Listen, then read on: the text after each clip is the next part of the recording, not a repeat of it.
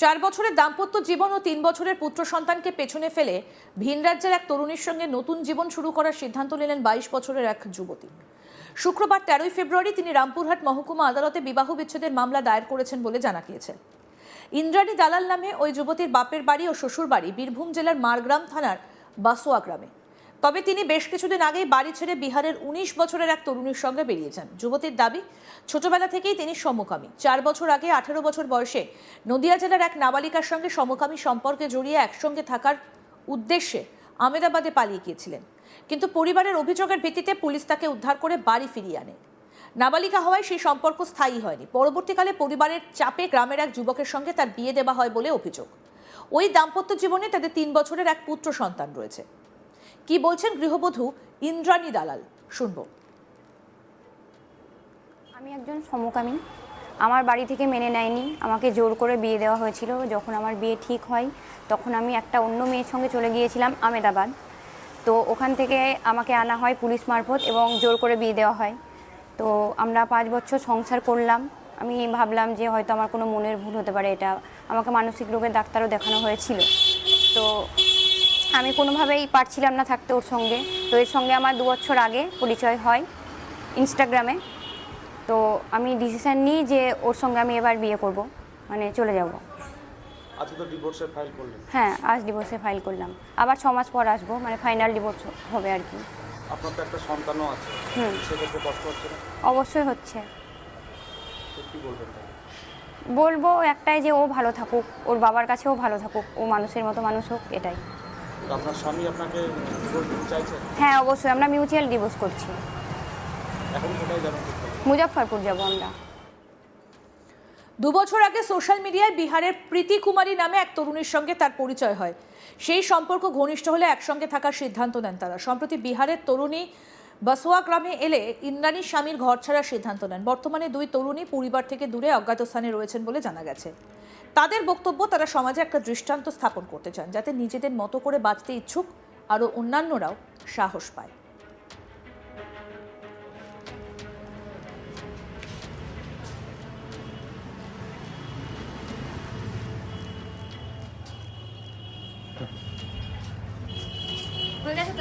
চার বছরের দাম্পত্য জীবন ও 3 বছরের পুত্র সন্তানকে পেছনে ফেলে ভিন রাজ্যের এক তরুণীর সঙ্গে নতুন জীবন শুরু করার সিদ্ধান্ত নিলেন 22 বছরের এক যুবতী। শুক্রবার 13 ফেব্রুয়ারি তিনি রামপুরহাট মহকুমা আদালতে বিবাহ বিচ্ছেদের মামলা দায়ের করেছেন বলে জানা গিয়েছে। ইন্দ্রাণী দালাল নামে ওই যুবতীর বাপের বাড়ি ও শ্বশুর বাড়ি বীরভূম জেলার মারগ্রাম থানার বাসুয়া গ্রামে। তবে তিনি বেশ কিছুদিন আগেই বাড়ি ছেড়ে বিহারের 19 বছরের এক তরুণীর সঙ্গে বেরিয়ে যান। তার দাবি, ছোটবেলা থেকেই তিনি সমকামী। আমাদের প্রতিনিধি শান্তনু কি প্রতিবেদন তুলে ধরেছেন, দেখব। নিজের জীবন কিভাবে বাঁচতে হয় নিজের মতন করে, সেই লক্ষ্য করার উদ্দেশ্যে 2 সমকামীকে দেখা গেল রামপুরহাটে। আর এই রামপুরহাটে যে রামপুরহাট আদালত চত্বরে এই দৃশ্য দেখে সকলেই কিন্তু হতবাক। ইন্দ্রাণী দালাল তার পুরুষ স্বামীর বিরুদ্ধে বিবাহ বিচ্ছেদের মামলা করলেন। মামলা কেন করলেন না, তার স্পষ্ট দাবি তিনি ছোট থেকে সমকামী, তাই সমকামীর সাথে তিনি সম্পর্ক এবং সঙ্গী নিয়ে আগামী জীবন যাপন করতে চাই। আর সেই লক্ষ্যেই রামপুরহাট আদালতে বিবাহ বিচ্ছেদের মামলা করল ইন্দ্রাণী দালাল তার পুরুষ স্বামীর বিরুদ্ধে। রীতিমতো তিনি স্পষ্টও করেছেন যে এই মামলা তিনি কেন করছেন বা কি কারণে করছেন। ইন্দ্রাণী দালাল বীরভূমের মারগ্রাম থানার অন্তর্গত বাসোয়া এলাকায় বাসিন্দা এবং তার বাপের বাড়ি ও শ্বশুর বাড়ি এই বাসোয়া গ্রামেই। শোনা গিয়েছে এই এলাকা সূত্র মারফত যে 18 বছর বয়সে ইন্দ্রাণী দালাল নদিয়ার এক সমকামীর সাথে পরিচিত হয় এবং সম্পর্ক গড়ে ওঠে। তার সাথে ঘর বাঁধার স্বপ্ন নিয়ে তারা দুজনে কিন্তু আহমেদাবাদ চলে যায়। পরবর্তীতে পুলিশ তাদের বয়স যে 18 ছিল, মানে নাবালিকা যে তালিকা ছিল, সেই তার জন্যই কিন্তু এই ইন্দ্রাণী দালালকে তার নদিয়ার যে সঙ্গী ছিল, সমকামী সঙ্গী, তাকে ছাড়িয়ে আনা হয় এবং তারা বীরভূমের যে বাসোয়া গ্রামে বসবাস শুরু করে। ঠিক তার বয়স যখন সাবালক হতেই তার ইন্দ্রাণী দালালের পরিবারের লোকজন বাসোয়া গ্রামে এক পুরুষের সাথে, এক যুবকের সাথে তার বিবাহ বন্ধনে আবদ্ধ করে। রীতিমতোই এই বিবাহ বন্ধনে একেবারে খুশি ছিলেন না ইন্দ্রাণী দালাল, কারণ ইন্দ্রাণী দালাল ছিল সমকামী। রীতিমতোই বিবাহর ঠিক কিছুদিন কাটতে না কাটতে তার একটি বিহারের এক যুবতীর সাথে তার কিন্তু পরিচয় হয় সোশ্যাল মিডিয়ার মাধ্যমে। আর এই সোশ্যাল মিডিয়ার মাধ্যমে পরিচয় বাড়তে বাড়তে ঘনিষ্ঠ হয়।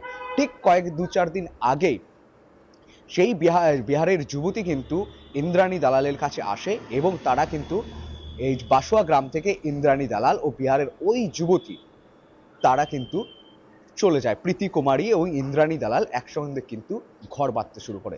রীতিমতোই তারা একেবারে এই যে তারা লুকিয়ে থাকা বা একটি যে সমকামী থাকা তার জন্য তারা একেবারে আইনি পদক্ষেপ, যে আইনি প্রক্রিয়া রয়েছে সেই প্রক্রিয়ায় কিন্তু দুজনে একসাথে যায়। ইন্দ্রাণী দালাল তার যে যুবক স্বামী রয়েছে এই যে বাসুয়া গ্রামে, সেই স্বামীর বিরুদ্ধে বিবাহ বিচ্ছেদ মামলা রুজু করে এবং স্পষ্ট জানিয়ে দেয় ইন্দ্রাণী দালাল তিনি ছোট থেকেই সমকামী, তাই সমকামীর সাথে ঘর বাঁধতে চায়। রীতিমতোই এই যে ইন্দ্রাণী দালালের এই যে মন্তব্য, যে দেখা গিয়েছে যে বিবাহ বিচ্ছেদের মামলায় আমরা তারকা হোক বা সুপারস্টার হোক বিভিন্ন মামলা, ডাইভোর্সের মামলা যেখানে যে খোরপোশের দাবি করা হয়, এখানে কিন্তু কোনো পুরুষের ইন্দ্রাণী দালাল তার স্বামী, যুবক স্বামী, তার বিরুদ্ধে কোনো অভিযোগ আনছে না। স্পষ্ট বলছে ও যে ইন্দ্রাণী দালাল যে সমকামী, তার জন্যই আমি আমার স্বামীর সাথে, পুরুষ স্বামীর সাথে ঘর বাঁধতে চাইছি না, স্পষ্ট জানিয়ে এই স্পষ্ট বার্তা দিয়ে তিনি কিন্তু বিবাহ বিচ্ছেদের মামলা রুজু করেছে। রীতিমতোই রামপুরহাটের একাংশ আদালতের আইনজীবীরা একাংশ দাবি করছেন মেয়েটি যে সৎ সাহস এবং যে সৎ সাহসের সাথে সাথে যে ভারতীয় যে আইনকে যে অনেক সময় দেখা গিয়েছে মহিলারা বিভিন্নভাবে পুরুষকে দায়ী দোষারোপ করে বিভিন্ন মামলায় খোরপোশ মামলা করে তার মামলায় টাকা অর্থ মুনাফা নিয়ে থাকে, কিন্তু এই মেয়েটি এটি তা করেনি। এই মেয়েটিকে একেবারে আইনকে তিনি সম্মান জানিয়েছে, একসাথে নজির যে ঘটনা সেই ঘটনা উপস্থাপন করেছে। রীতিমতোই দেখা যেতে পারে যে এই যে সমকামী ইন্দ্রাণীর যে মন্তব্য তা কিন্তু আইনজীবী মহলে একেবারে রীতিমতো একটা দৃষ্টান্তমূলক বলে দাবি করছে। রীতিমতোই এর সাথে সাথে ইন্দ্রাণী ও প্রীতি কুমারী আদালত চত্বর ছেড়ে কিন্তু চলে যায় এবং প্রকাশ্যে কিন্তু ইন্দ্রাণী দালাল সাংবাদিকদের মুখোমুখি হয়ে স্পষ্ট জানাচ্ছেন তিনি সমকামী, তাই পুরুষ স্বামীর সাথে ঘর করতে চায় না, তার সমকামী সঙ্গীর সাথে ঘর বাঁধতে চায় এবং মানুষ যে নিজের মতো করে বাঁচতে চায়, কিভাবে বাঁচবে সেটা তারই মূলত সিদ্ধান্ত। সেই সিদ্ধান্ততে যা আইন ও সাথ রয়েছে সমস্ত কিছু দেখিয়ে তারা একটা নজির ঘটনা ঘটতে চেয়েছে।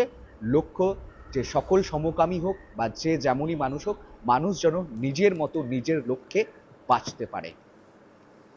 আরও আপডেট পেতে দেখতে থাকুন আজ তাক বাংলা, সাবস্ক্রাইব করুন, নোটিফিকেশন পেতে বেল বাটন অপশন প্রেস করুন।